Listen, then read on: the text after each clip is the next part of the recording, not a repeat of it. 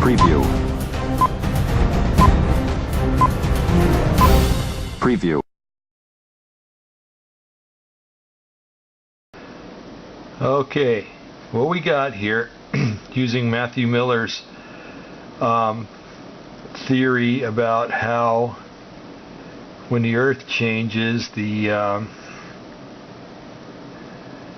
North Pole is actually going to be at 66.33 north and 125 degrees east. With that configuration, I took that point, I made a mark on it on Google Earth, and then I moved it all the way up to where that point is the North Pole. I then took the globe, which you see now, and I started moving it. Set it spinning without a wobble, because a wobble's easy to do. And this is the result.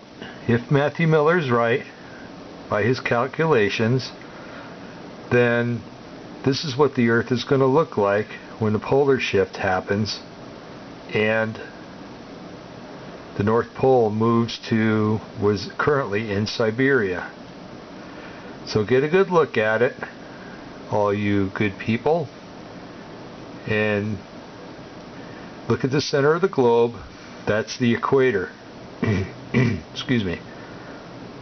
So we see that Australia is going to be right on the equator, that it moves over and it goes, the equator moves right through the Sahara, which means the Sahara probably won't be a desert anymore, and it moves right through around the Panama area.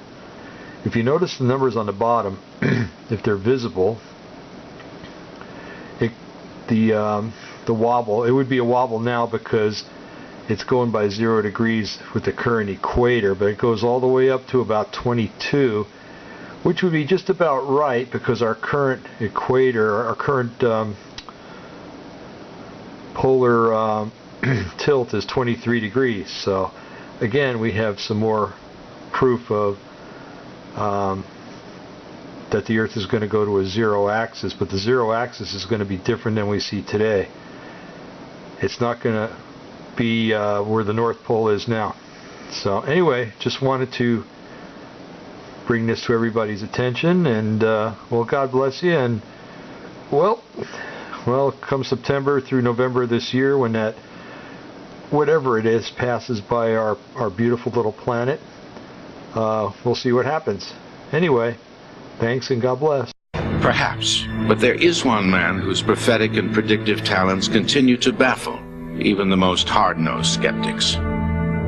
With his 8th grade education, he uncovered secrets of our past that no historians could have known. He predicted wars, diagnosed and cured illnesses, and saw cataclysmic changes to our planet that only scientists could have described.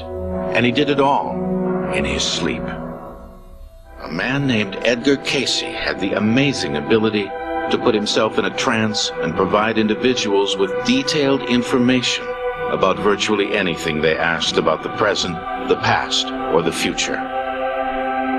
Edgar Cayce is probably the most profoundly important clairvoyant of all time. He was clearly the most gifted psychic of the 20th century. He predicted the Second World War, the deaths of presidents, the future of medicine, and diagnosed illnesses in his sleep. His psychic readings, 14,306 of them, are all archived and cataloged at the Association for Research and Enlightenment in Virginia Beach, Virginia. They remain the most massive collection of psychic material collected from a single source. Edgar Cayce didn't give 10, 20, 500 readings in his career. He gave 14,000. Think of a Las Vegas stage performer having to come up with a different routine twice a day, every day for 45 years. It's just not possible. Edgar Cayce gave readings about many, many different subjects. Nostradamus wasn't quite as eclectic. But like Nostradamus, Cayce was very sought after in his lifetime, and like his French counterpart, he also remained humble about his ability. Both of them were men who were deeply committed to a life of compassion and service to others. Both were very interested in health and healing. Nostradamus was a physician. Edgar Cayce was an intuitive diagnostic physician of sorts.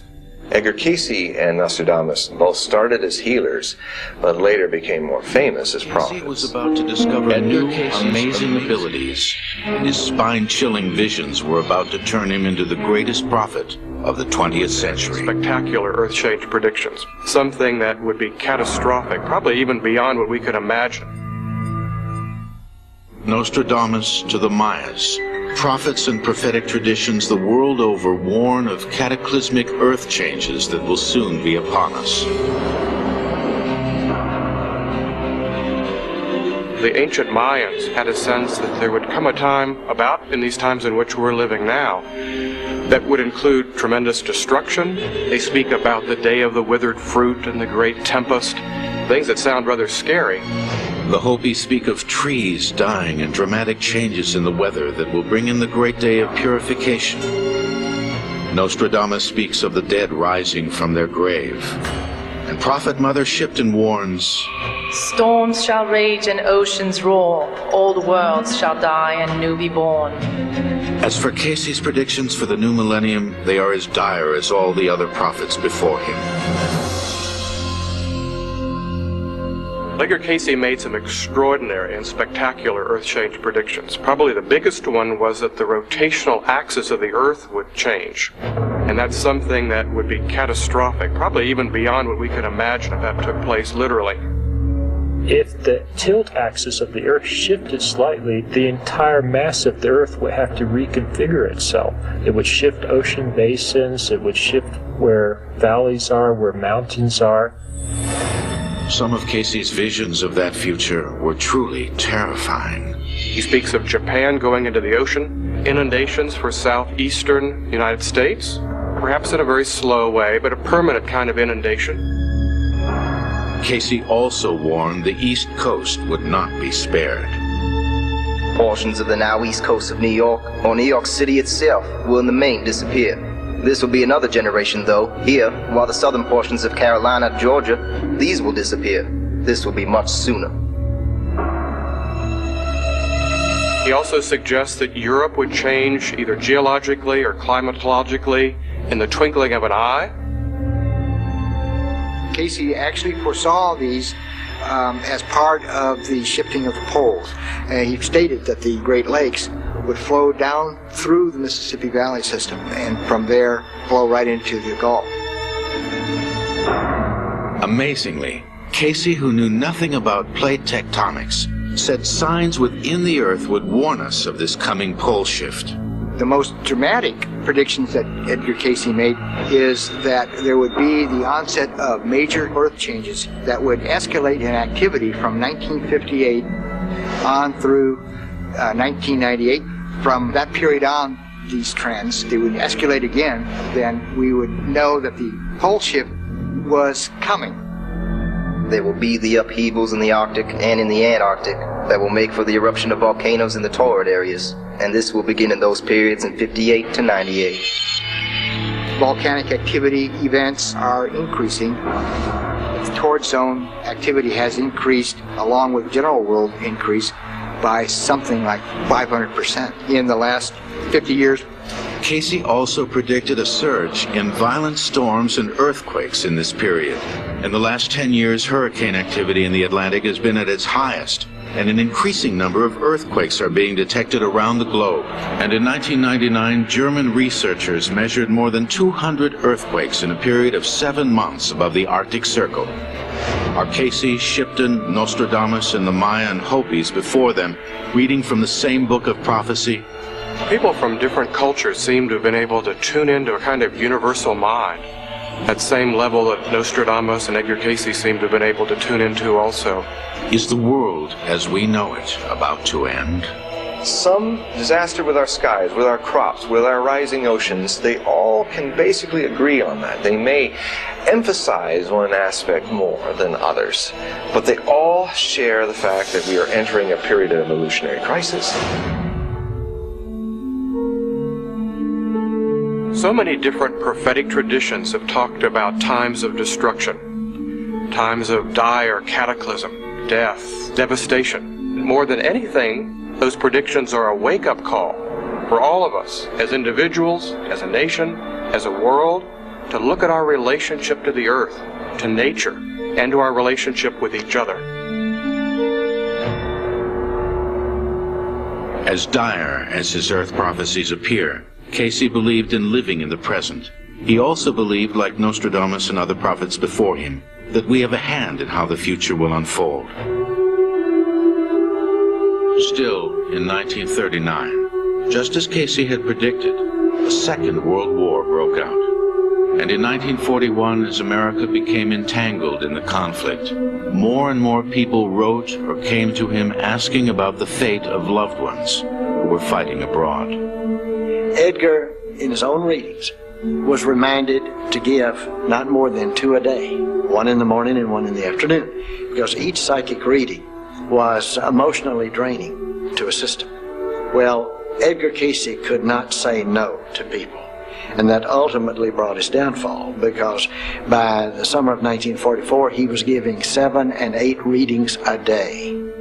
In September of 1944, fatigued and depleted, Edgar Casey suffered a stroke. He died on January 3rd, 1945 in Virginia Beach. He's buried in his hometown of Hopkinsville, Kentucky.